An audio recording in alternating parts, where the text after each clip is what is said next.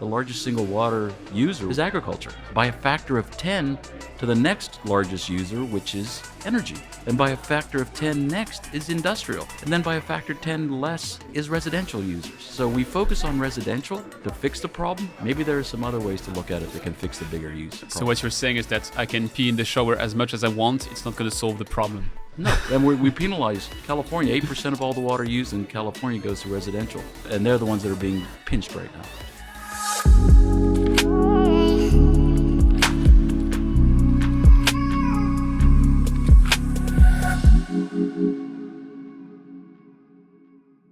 Hi Damian, welcome to the show. Thank you. What's to rethink in water? The rethinking of water is probably not an answerable question because we have to look at it from a number of different angles. Capital, we need to look at it from talent, management, we need to look at it from technology, and you need to look at it not just municipal water, we all focus on municipal water, but also industrial.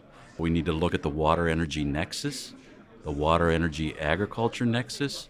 And so it's a very complex problem, maybe even a multivariable equation or a simultaneous equation. But rethinking it means taking that holistic approach and looking at it with those different counterparts in mind. We heard the government, EPA and others just talking today about their capital needs. They were silent about where does the private sector fit into this.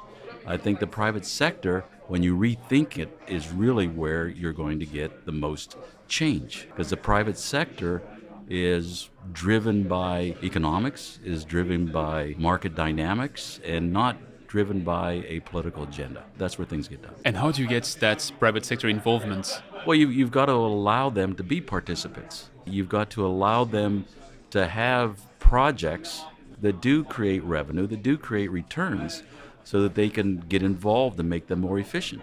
I think rethinking water includes AI. I think it includes new forms of new business methods. You know, the outsourcing, the solutions, and, you know, water as a solution, water as a service. I think it's all of those.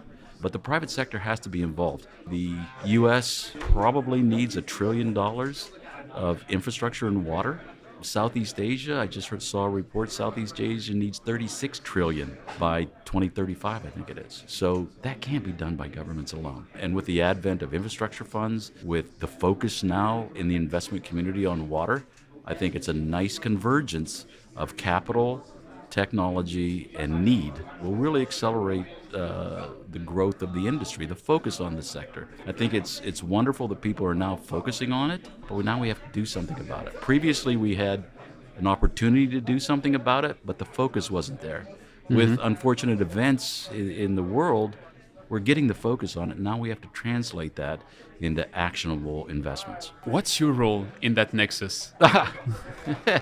It's a great question. I've been involved in the water space for more than 25 years as a lawyer with Womble Bond Dickinson, head of the global water practice for us. I've been founding management, 3 public companies that are all focused on water. I've been an investor with private equity. I've seen the whole gamut of what's going on in the water space. So my role is to help those companies that want to be involved and deploy capital, deploy it efficiently, deploy it effectively, and provide the legal framework and grounding to help them through it. You mentioned all these experiences, and you told me that you were I'm really old. I never said that.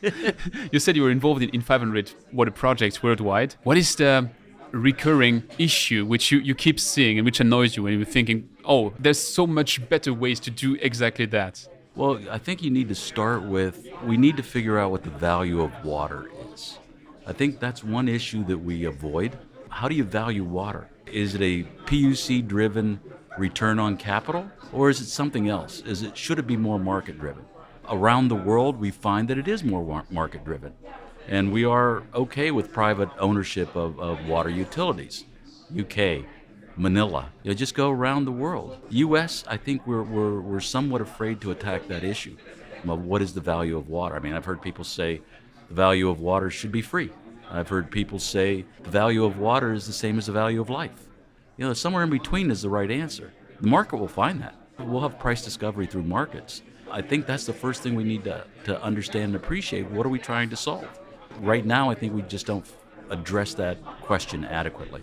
We need to also look at, as I mentioned, the various nexus. When you look at water usage, the largest single water user is agriculture, by a factor of 10 to the next largest user, which is energy. And by a factor of 10 next is industrial. And then by a factor 10 less is residential users. So we focus on residential to fix the problem. Maybe there are some other ways to look at it that can fix the bigger use problem. So what you're saying is that I can pee in the shower as much as I want. It's not going to solve the problem. No, and we penalize California. 8% of all the water used in California goes to residential. And they're the ones that are being pinched right now. We are looking here at rethinking water from a utility standpoint and from a collective way to treat it. In the US right now, the shift is ongoing. And I think next year or in 2 years, depending on the projections, there will be more water spent on bottled water than on utility water. Is that a threat for the sector at some point?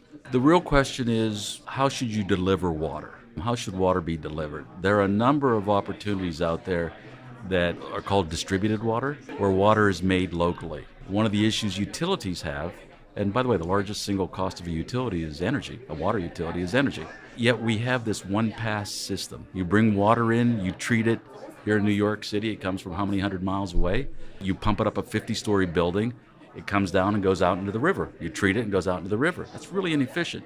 You know, these tall 50-story buildings are small municipalities in a lot of areas.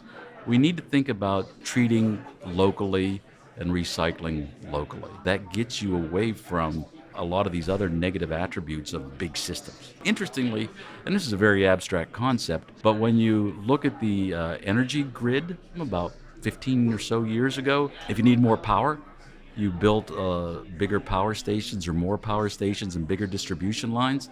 Then all of a sudden, with the advent of technology and deregulation, you ended up with microgrids that then turned into distributed energy. If you look at what's going on right now, and you used AI to get there, but right now the water systems are unknowing. Not that they're not intelligently designed, it's just you don't know what's going on. And there's nobody converting that information into actionable information that you can use to change your system. You're now getting to the point where you can take that and push it to a distributed water model with AI and with other technologies that are coming out so that you can actually create a model that doesn't rely on mega systems. Don't take me wrong, I'm a big proponent of distributed systems, but when I listened to the keynote by Seth Siegel this morning, who explains how there's 52,000 water utilities, and the solution might be to go distributed, that might be resulting in even more facilities, even more infrastructures, not the big pipes in between, but more smaller scale solutions on the local scene. Aren't we running into more problems if we go distributed? Because the system is already pretty fractioned, and we would be fractioning the fraction system. Well, again, go back to when I look at distributed water, you're focusing entirely on residential, and he's talking about residential. The 53,000 are municipal systems. Again, most of the water may be in industrial. You know, look how much water is used in food and beverage, in farming. So when you look at it from that standpoint, it's a little bit different lens Absolutely. that you're looking through. So if your only focus is municipal, you're missing the largest piece from a volume standpoint. Absolutely So, right. Again, it depends on which way you want to go. You look where a lot of the pollution is coming from. I think from a municipal waste system, we actually do a pretty good job. The systems need upgraded, and there are new technologies to help maintain those systems, but that's not the volume. And you look at where the wastes are coming from, some of the wastes are not coming from a municipal system. The agriculture system is always the difficult beast to catch because it's 70% of the water usage worldwide, but it's also the water which is quite hard to recycle and to reuse. So let's look at the 20% in between, so the industrial water. For a long time, treating wastewater for industrials would be a cost to be in business. You had to do it because of regulations. And now with the water scarcity new realm, there's an economy of scale. I mean, there's improved resilience in the system when you're starting to deal with your water in a positive manner. And that creates the business model you were alluding to, the water as a service, wastewater as a service. How far are we in that transformation of the industrial sector when it comes to water? I think it is accelerating. Pick an industrial system. I don't care if it's a chip manufacturer, which, by the way, we worry about chips. 60% of the chips come from Taiwan. They're having their worst drought in 60 years. Wonder why there's a chip issue. When you look at the industrial side of it, it is accelerating. And you need to think of it this way. An industrial user can deploy capital for its wastewater system, but its wastewater system is oftentimes a cost center, and they have to comply with their permit, their effluent discharge permit. And so you're negotiating with what that discharge permit limits are, but your solution is probably a low-cost solution. I just want to be able to meet my permit levels. When you now look at industrial outsourcing, for example, where you can take a whole system, how much ever capital is, I recall that 15% of a chip plant is in water. You take that capital off of their table, put it on somebody else's table, and they run their system for you. You don't have to worry about deploying that capital. It's now an operating expense on a long-term contracted basis. You take it away from, I have to worry about this system from an operating standpoint, to a CFO type decision as far as whether to outsource or not.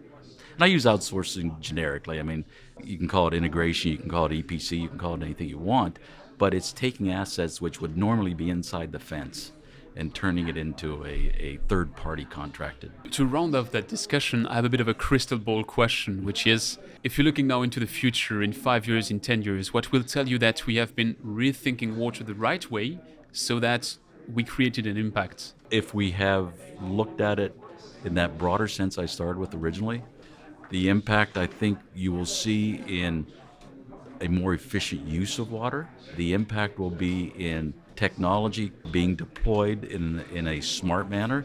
It will come from people realizing the value of water, no longer taking a bottle of Evian with, and I've been to the Evian plant in Geneva, on Lake Geneva, delivering that here in the U.S. with a horrible carbon footprint. It's not just the French, it's, Voss in Scandinavia, or Fiji. It just drives me crazy, the carbon footprints associated with that.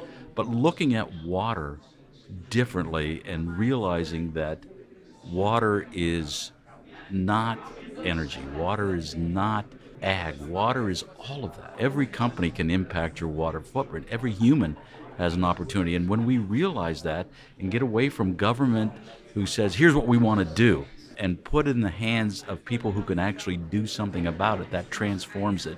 I think that will be where we see the result. The result will be more thinking about water, not just here's a glass of water, but understanding how it got here, understanding the usage of water in making clothes, understanding the usage of water when you're making chips, understanding where water comes into play with agriculture. I don't think we think that way. I think we think in episodic terms right now, Jackson, Mississippi, Puerto Rico, a storm in Puerto Rico. We don't need to think of it as an episode that, oh my God, this is the big issue. It is a continuum, and that continuum in the next 5 years hopefully will make people recognize and understand what it takes to get water or what it takes to manufacture anything from clothes to chips. Brilliant. Well, to conclude, I have a couple of rapid-fire questions for you. Sure. So the first one is, what is the most exciting project you've been working on and why? Boy, as a lawyer, I see a lot of projects. They're all very interesting. The most exciting one, now here's something for you, going back to the textile industry. I've got a client right now who rejuvenates textiles, fibers, turns them back into virgin. Most textile manufacturing and clothing manufacturers very water intensive. Her recycling, and it's a 360 closed loop system, uses 96% less water. Wow. And 90% less energy. So if you want to look at the future of water, it's not just water as delivery, it's what about everybody else's use of water. She's using 96% less water. So I really am excited about that project. What is the trend to watch out for in the water sector? Integrators, you may have your own proprietary technology, but you bring in everybody else's and you sit on top of it and finance it and have a monthly fee that's on a long-term contracted basis. I think that's a very exciting part. It's, as one manager told me, it was instead of having to deal with all these different pieces of equipment that have to be coordinated and one person blaming the other, this is the old one throat to choke model. Damian, it's been a pleasure. Thanks a lot, and enjoy the rest of the conference. Enchanté. This is it for another episode of the Don't Waste Water podcast. I'd like to hand out a special thanks to Science Water for enabling it. And if you enjoyed it, make sure to give it a review on Apple Podcasts, Spotify, or wherever you get your podcast from. I don't know if I deserve 5 stars, but my guest surely does. Do it now, tell it to your friends, and I'll be back very soon with the next interview.